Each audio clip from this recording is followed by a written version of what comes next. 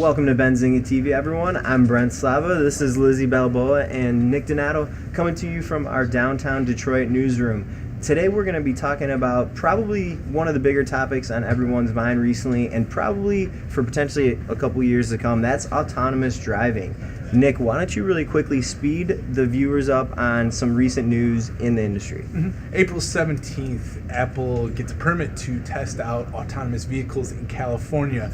Now, people jump to conclusions right away. Yeah. It doesn't mean that they're going to make a car. Right. They could be working on software. GM's Lyft.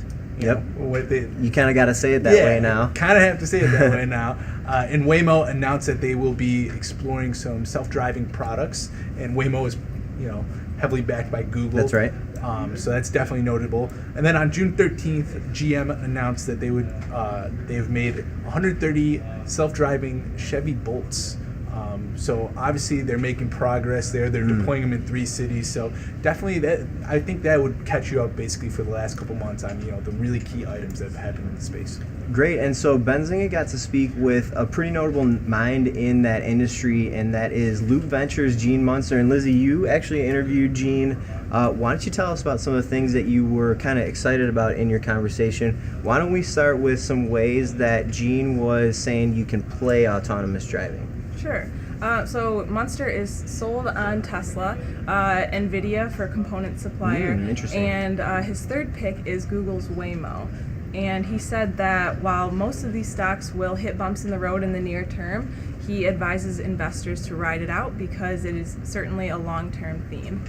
Absolutely. So what about some ways that he kind of was saying, you're not going to have an easy time playing autonomous? What was he saying not to play Right. autonomous Well, driving? he did say that not everyone would benefit. Insurers, for one. He said that while accidents decline, then rates will decline because claims decline. So he advised, he said that insurers with exposure to the auto industry only have a lot further down to go. Uh-oh. I mean, it makes sense. You don't think about it right away, like these ancillary sectors that are affected, but you think, less crashes, less, I guess people being blamed for things, because you can't be blamed because you're self-driving vehicle. That's right. So it's definitely interesting to see that from that perspective, to get that thought in. So I'm sure you guys probably talked about the traditional automakers here in Detroit. Did you talk about GM or Ford at all? He did not mention GM. He did speak broadly of the traditional automakers and did mention Ford.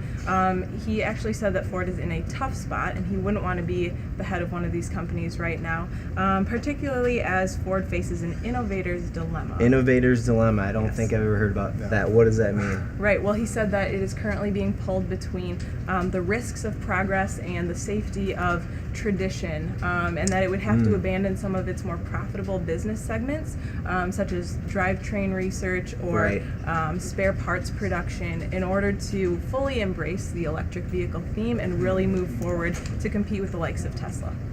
No love for Detroit.